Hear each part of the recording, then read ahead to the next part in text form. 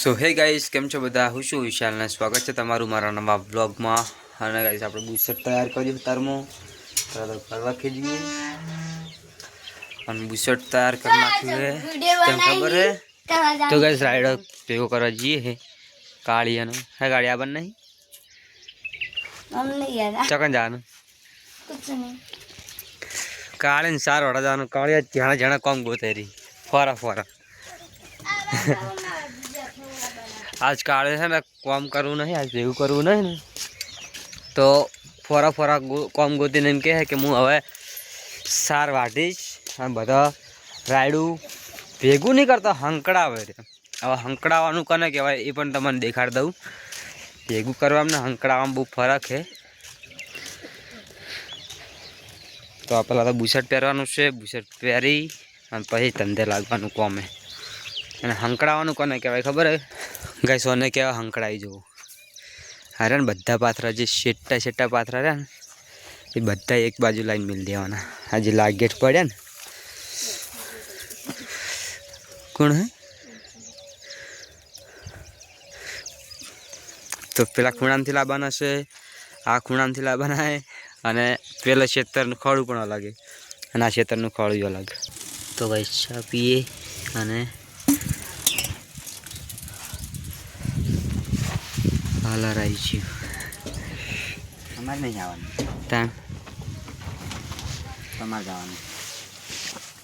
Guys હાલ ઉઠ્યો હજી તો હાલરમાંથી હાલર આવી ગયું છે ને હાલ ઉઠ્યો બધો. તો પેલા ચા પી લે, ચા પીને હાલરમાં જઈએ.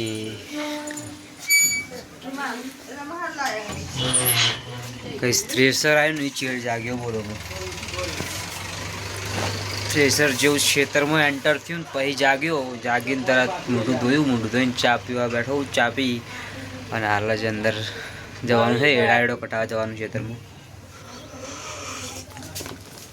અને હલર આવ્યું છે, જોમ્બો હલર આવ્યું છે એટલે મોતો નહીં, ખાલી નાખવાનું જોઈએ. એમાં તો છે ને ઠેલવા બેલાડવા હોય નહીં, ખાલી પાથરા ઉપાડી નાખો અંદર. હું તમને દેખાડે એ કણ જઈને. તો ચલો ચા પીએ પહેલાં. તો ગાઈસ અમે હલર ઊભું છે, પહેલાં પેલું ખેતર ઘટાવાનું છે અને મજૂરી હેડ્યા જો ટોકર ઉપાડી. હા તો મજૂરી અમે બધા મજૂરી છીએ. હું તો ગાઈસ સુઈ ગયો 1 વાગે હલરાવાનું હતું. હું તો સુઈ ગયો હતો અને કેટલા વાગે ઉઠ્યો? 2:30 વાગે હું ઉઠ્યો. બોલો કટાવા આ પાસે કેટલો બધા આવે. તો હવે જઈને ચાલુ થાય હલર.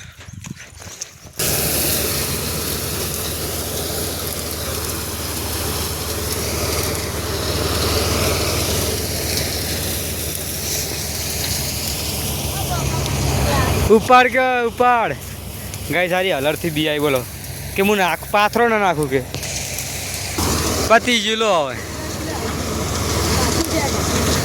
તો ગાય એક ક્ષેત્ર પતી ગયું. હવે પહેલા એન્ટ્રી કરવાની. કોમલ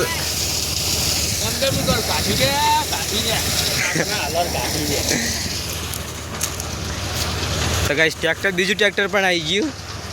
આ જો આ સ્પેશિયલ કોથળા લેવા માટે ટ્રેક્ટર આવ્યું.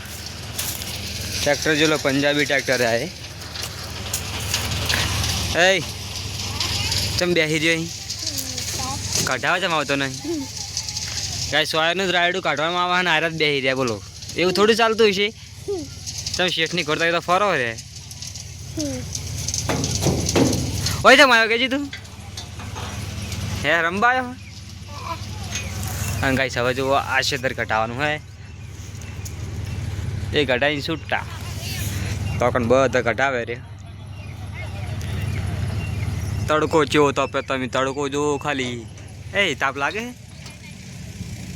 તો આ હું લેવા આવ્યો તાણ જતો રહે ઘરે. પેલા ખેતરમાં તો એ જાગું પગ ઉઘાડો કરીને મિલજી. કેમ ગરમ દલમ હે. તો ગાઈસ કોથળા નાખવાના છે ત્યારે પેલા 5 કોથળા હે 4 4.5. હું 75. ઓકે ગાઈસ તો છે ને નહીં નાખીશું રાયડો બાયડો કઢાઈને આવી ગયા છું ઘરે. અને પતી ગયું રાયડાનું કામ સવારમાં ભેગું કર્યું, હોદના કટાઈ નાખ્યું, કટાઈને એકદમ ફ્રી થઈ જાય, નવરા થઈ જાય એકદમ. અને રાયડાના કોથળા ભરાઈ જાય એ પણ કહી દઉં તમને કે જેટલા ભરાણા 9 કોથળા ભરાણા હતા. 3 વીઘા ખેતર, લગભગ 3 વીઘા જેટલું ખેતર હશે, 9 કોથળા ભરાણા. સારું કહેવાય, સારું કહેવાય એટલું. જેમ કે હાલના જે રાયડા છે ને એરા ગમે એટલું હોય, 1.5 વીઘો હોય, 2 વીઘા હોય, 2 થી 3 કોથળીઓ, કોથળાની હોય ને કોથળીઓ ભરાતી હતી. આ તો એ સારું થયું. તમને એક બીજો રાયડો દેખાડું જે હજુ કોઈ થયો જ નહીં.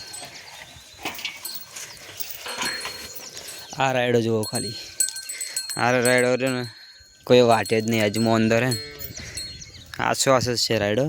અને આ તો બધો મેલો ખાઈ ગયો હતો એટલે કશું થયો જ નહીં, ઊભો જ છે હજુ સિઝન.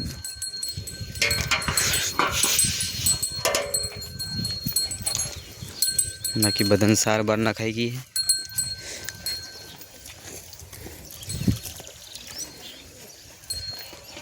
જો ખાલી ખેતર રાખે, આખું ખેતર જ નવરું થઈ ગયું હવે. તો ઓકે ગાઈસ, આજના માટે બસ આટલું જ. બ્લોગ ગમે તો લાઈક કરી દેજો, શેર કરી દેજો, ચેનલ પર નવા હોય તો સબસ્ક્રાઈબ કરી દેજો.